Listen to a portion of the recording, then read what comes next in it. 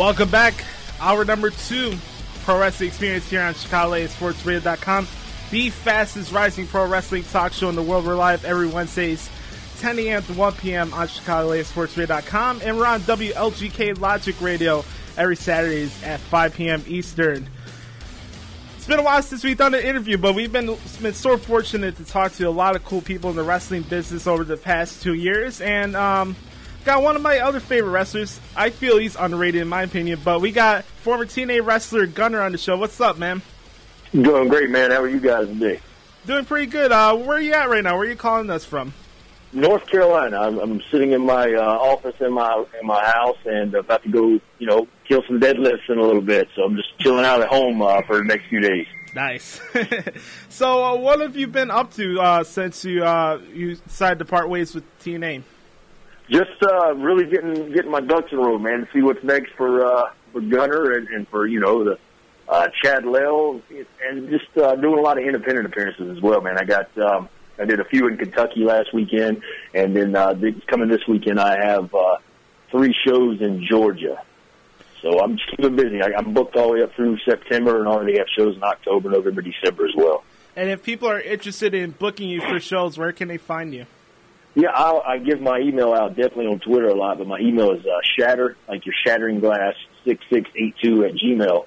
And also, they can also follow me on Twitter, and it's at Gunner_Chad Lell. So that's my real name, and I use my wrestling, kind of my real name brand, just because of the acting and stuff I do, outside the wrestling world. I saw a couple weeks ago, you said you had a non-compete clause for a month. Are you still serving that, or is that done with? I do, and until July 22nd when that ends, so I don't have a couple more weeks. It kind of enables me to do any kind of per se WWE TV or something like that, or Ring of Honor TV. When it comes to independent circuits and independent kind of TV scene, they really never really got onto us about that anyway. But any kind of WWE stuff, I couldn't do. We could call you a veteran now. You've had experience in the business now for a while now. Are you having as much fun as right now in the business as you were at the beginning? I am, man. I'm having more fun. Obviously, I was talking to the guy who trained me, a few days ago, and those times, those are old memories, man. Just traveling the road together, literally getting paid nothing, and just doing it for the love of it, But the thing is I still love what I do. Since I was 5, I wanted to be a pro wrestler. I'm having a blast. Like, my body was a little beat up this time last year, but I really had some good time off when I was doing a few movies back past couple months to kind of get my body to heal. I've started stretching more, training smarter, and just trying to just take care of myself because I want to be able to do this as long as I can. It's really it's really what drives me. When you have these time periods off, whether you're moving on from a promotion or you're dealing with an injury, I'm curious from a wrestler's perspective, are you more focused on the physical therapy, or are you're also at times taking a look at what's going on from the other wrestling shows? Are you still studying while you're having the time off? I am studying. I think everybody's got the WWE Network, so it's no mystery if I watch that. But I really do. When there's time off, I study, whether it be new stuff, watching these new guys, watching older stuff, which I still enjoy, like Macho Man and even Triple H was one of my favorites growing up. But I really, really take time to try and study, get better. I take time to really rehab my body when it comes to massage therapy once or even twice a week if I can get into it. Like I said, stretching a lot and just different training, regimen for me now that I'm getting a little older and my body is really saying, hey, slow down a little bit. So let's start off with the beginning because I'm curious to get to know your story a little bit. I saw that you did have experience in the military, and we thank you for everything you've done for our country. I just wanted to know, what motivation did you have to get into the wrestling business, and how does the training from, let's say, the military compare to getting into a wrestling ring? I started wrestling in 2001. A lot of people don't know that I started wrestling before I even went in the Marine Corps, but even when I was in the Marine Corps, I would travel, every weekend that I wasn't deployed and do shows that were, South Carolina, North Carolina area. But I think I get asked that question a lot as far as what the military kind of instilled in me that could help me in pro wrestling. And one main thing is I think it's just the drive to get what you want. Like in the Marine Corps, you go through 13 weeks of boot camp, and it's not Boy Scouts, man. It's not camping. It's not, just going to the park and having a run, you get drilled constantly for, 15 hours a day. Some nights you sleep 3 hours, some nights you sleep 6 hours, but you're constantly getting just messed with. So it's more of a character check, if they can break you down. And I think in wrestling sometimes you have to, I worked independence for 8 years before I got a contract, so it's really was a character check on me that I want it that bad, that I want to spend more money than I was making at the time, and drive those miles and wrestle in front of those crowds and get paid nothing. But, the Marine Corps taught me, hey, if you want something, you got to just really set your mind to it. Push past the pain, push past all the I guess inner demons per se that are telling you to quit because you're not getting anywhere. Mm-hmm. Also, is it like similar? Like sometimes you like watch these documentaries on military groups, and they talk about more important than safety for yourself, but it's also safety for your brothers and having their back throughout the war, and also like safety in the ring and taking care of people when you're wrestling them. Is there any comparison between that? Oh yeah, absolutely. Obviously, you're in the wrestling ring. There's not bullets flying or bombs. Worried about bombs death, but you still like. I mean, there's a brotherhood in the Marine Corps. When you go overseas, the person to your left, person to your right are the ones that are, watching your back or watching your side or whatnot. But even in wrestling, you gotta, I'm sure there's guys that don't like each other. I mean, there's certain, guys I may not get along with, but when it comes down to it, I'm not gonna try and go out in the ring and hurt someone. It's all about, all about putting on that show, and it is a physical form of entertainment, and we do have to take care of each other because, I mean, there's so many things that one of us could do to one another that could end their career. I mean, these people, we support our families, man. It's not, it's not a hobby. And for the most part, you really do look out for your brothers. You mentioned that you started in 2001 before you even got into the military. So I'm curious, who was some of your favorite wrestlers growing up, and what was your favorite company watching wrestling growing up?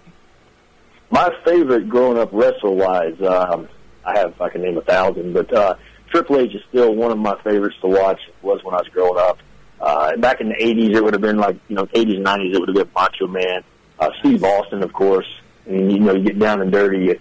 No matter what he did, it's Chris Benoit was one of my favorites. Eddie Guerrero. The guys that really were, I think, underutilized a lot of the times by WCW, if you look at, some of those names I just named. Yeah. But then they went on to WWE or ECW and just blew up. But I think my favorite company to watch, I really, just the Monday Night Wars intrigued me. I think both companies had something different. WCW was really one that I stuck to, I think, because I was a Southern guy. But when it started getting a little kabuki there at the end, a little whacked out, I kind of just jumped ship over to WWF, and, their Monday Night Wars were, or their show was just off the charts with stuff that Austin was doing with McMahon, DX, and all these guys. So probably a little bit of both, but like I said, once near the end of WCW, it kind of got, even as a fan, I knew nothing about wrestling. I was like, something's just not right here. So you always go back to Old Glory, which I call WWF Old Glory. So we talked a lot about the Monday Night Wars, obviously, especially with that documentary series they had in the network last year. And a lot of people talk about who's at fault for demise for WCW, blah, blah, blah, blah, blah. But here's something I want to ask you from your perspective. Was the Monday Night War necessary for the fact that a wrestling company needed to go, or were you fine with how everything worked out? I was like, I love the Monday Night Wars. I truly wish that whatever happened with WCW, I think it was just people. And everybody always blames Eric Bischoff, and me and Eric Bischoff are really good friends. I'm not going to blame Eric Bischoff. I think that it was more of a TV world that didn't know the entertainment industry and just said, here's professional wrestling company, and let's use these guys like they're, our play toy action figures. I think that's really what went wrong. Mm-hmm. But I think the Monday Night Wars was awesome, and I think that it could have went on and on and on, but obviously, the stuff that happened with WCW kind of, ended everything. But I definitely think it was a whole new level for the professional wrestling business, and I pray and I hope that one day that, something like that huge can just blow up again. We're talking to former TNA wrestler Gunner. You can find me at Twitter at Gunner_Chad Lely. Also, don't forget, folks, we're live every Wednesday, 10 a.m. Here on ChicagoSportsRadio.com on Wednesdays, talking pro wrestling. Positive, we don't hit the dirt sheets or that crap anyway, so we just have fun talking a little wrestling. So, next question here. You're starting in your business 2001. Here we are in 2015. What would today's Gunner tell Gunner when he started in his wrestling career? Oh, man, I think today's Gunner would, he wouldn't tell, then, the guy Gunner growing up to really do anything differently, to be honest. And that's not me tooting my own horn. Some people say, well, if you didn't join the Marine Corps, you would have probably got a contract sooner. But yeah, I think the Marine Corps was one of the best decisions of my life. But I really came into wrestling with drive. I knew that I had to change my body as a kid. I was a little overweight kid, and I knew that I had to do something different. I had to stand out, and I always had that just drive and determination inside of me. And then I think maybe one thing is Gunner now, what I told the Gunner then, like I tell guys now, is to get out in different towns a lot more. Like, there's certain times in the Marine Corps where we were stuck in the same town wrestling just because of the circumstances. But in reality, you have to get out and get seen. You can't wrestle in the same building, 1-2 times a month and expect to get anywhere or get better. Mm-hmm. But thankfully, my trainer was well known around the Carolina area and Georgia, and we traveled a lot. So, but I really wouldn't. There's not much I would change about my career and my journey. So you got your start in Carolinas. So I'm sure I'm answering my own question here, but before you got into TNA, was there any particular territory around the states that you enjoyed working as far as independent promotions are concerned? Yeah, when I got out of the Marine Corps in 2006, I relocated to the Atlanta area, me and a buddy of mine, and we started wrestling for the NWA Anarchy, which used to be Wild Side, with guys like AJ Styles, David Young, even the Hardys, and so many guys are on TV now, wrestled in that building. And it really, I think, was one of my favorite areas because I came into my own. When I started down there is really when I started to travel, doing stuff with the NWA in California, Michigan, Chicago, and just kind of, coming into my own as a wrestler, wrestling better talent, and like Adam Pearce, guys like that. So that was probably one of my favorite times as far as my independent career. Let's get into TNA, and I remember seeing you right off the bat with Immortal, that faction with Hulk Hogan and Eric Bischoff. So, obviously, just about maybe almost 7 or 8 years of experience before getting to a national TV company. What was your thoughts, and how nervous were you getting your start already in TNA, and you're getting to work with guys like a Hulk Hogan, Eric Bischoff, and even a Bully Ray for that instance?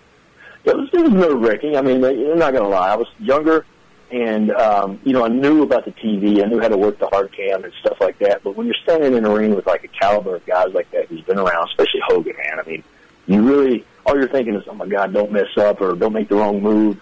But in reality, after a couple months, I really mellowed out because I realized that Hogan and Bischoff and even Bully, they were there to help, man. They cared about the younger talent. They really wanted to see the younger talent rise when a lot of the times Impact was, kind of holding some of the younger talent back. And it was a great learning opportunity for me just to be able to pick Hogan's brain about character, about, psychology, and even having Bischoff there to teach you, like, making everything larger than life. Like when you're in an arena and maybe it's not always filled, but you still need to make the fans at home believe that it's filled. And it's just, it was a huge learning experience for me. And I'm curious about, for this point, who you could say throughout your in-ring career, who brought the best out of you, whether it would be on the mic or in the ring? Personally, I got a few guys. Ken Anderson's one I traveled with. We didn't get to work a lot, but when we did, he really helped me out. But we traveled so much together, we literally I spent more time with him than I did with my ex-wife for a few years. And I mean, it's, when you spend that much time with a person, you get to know them, but you also, he had been in the ring with guys like Shawn Michaels and Undertaker and Batista and all these huge, huge names. So when it comes to psychology and just putting stuff together, less is more, and his promos, I mean, he was one that really kind of critiqued me and really took me under his wing. When it came to in-ring work, working with a lot of guys, the feud with James Storm kind of brought a lot out in you, brought that, that singles drive that I think I needed to take the Gunner character and make him stand out a lot more. With the Gunner character, obviously, I didn't think it was that long of a run as far as your singles work. I love the tag team with you and James. It was a lot of fun. The feud with you and James was tremendous. And here's my thing. You were talking about building a brand earlier. So if people never seen you perform before, Gunner, what would you say? What is your brand? I think it's, I run with my military brand so much. I'm all about really, I feel like what I am on Twitter, what I am on Facebook, who I am in person, people's never really met me. That's kind of hard to explain. But I have that drive. Taz said it best, Mr. Intensity. Yeah. And they were doing an interview with my mother one time for the big match I did with Magnus. And, she said it best. Like, if nobody knew my son, they meet him, but they see his drive, they know his intensity, and everything I touch, everything I want to do, I'm intense about. If I wanted to be a pro wrestler, I gave everything I could to be a pro wrestler. When I was in the Marine Corps, I was intense about being a Marine and being the best Marine I could possibly be. And I think if anybody who's never seen me and somebody's describing Gunner, I would say it's just his intensity, his drive, his determination, and his will and want to be better. What would you say you're going to take away from your experience with TNA? I think, I had a great run in TNA. There's no bad blood between any of us. Mm-hmm. I left on good terms. I feel like I was underutilized many times, but what I think most I'll take from the place is just, they really helped instill, or they really helped build the individual character that I think I needed. They really give me a lot of ring time. I did, numerous house shows over the, 6 years I was with them. So a lot of ring time, a lot of chance to wrestle guys like AJ Styles, who, to me is some of the best talent in the world. So whatever company I move on to next, I think that I'll definitely be more prepared physically, mentally. I know how to work a TV product now. I know what the fans want. I know how to be a character is the main thing. Wrestling is all about, the characters. I mean, look at Finn Balor and guys like that are at NXT now. I mean, these people, they love these different characters. And, I call it Wrestling Wednesdays now, especially with us doing the show today, and now you got 4 wrestling shows at night. This speaking from a guy that's in the business, I'm sure it's like being like a little kid, have like 4 wrestling shows on one night, and then, of course, you got everything WWE's doing. So how does that feel now? We got so many wrestling companies out there getting more national exposure. Yeah, it's great. It's great for the business, and I hope that all the Destination America rumors about Impact being dropped in September. I hope it's false, just because I have friends that work there once again. But in reality, if you have one professional wrestling company like WWE is the only one on TV, it gives people nowhere else to go. So I mean, it's like then they can do what they want to do. But now you got NXT. I mean, you got the WWE Network, you have Raw, SmackDown, you got Impact, you got Ring of Honor. But not only that, but you got a bunch of really, really good independent shows, kind of like a small territory run in a way that are just popping up here, like here in the Carolinas especially. And I think it's awesome for business. It's a new road for professional wrestling. I think that it goes through its little slumps here and there, but all in all, people still love to watch professional wrestling. I mean, look at MMA. These guys they're out there fighting for real. But there's so much theatrical stuff involved in MMA now. Their music, their ring gear. They're even throwing storylines in there. And it's just like, all right, see, everybody always goes back to the entertainment part of wrestling. Mm-hmm. You brought up the network. I'm curious, what are you watching on the network? I watch a lot of NXT. I got a few buddies that are down there. I'm enjoying the stuff. I'm glad to see Samoa Joe down there. I love to see, the young talent they're bringing in and building their own talent.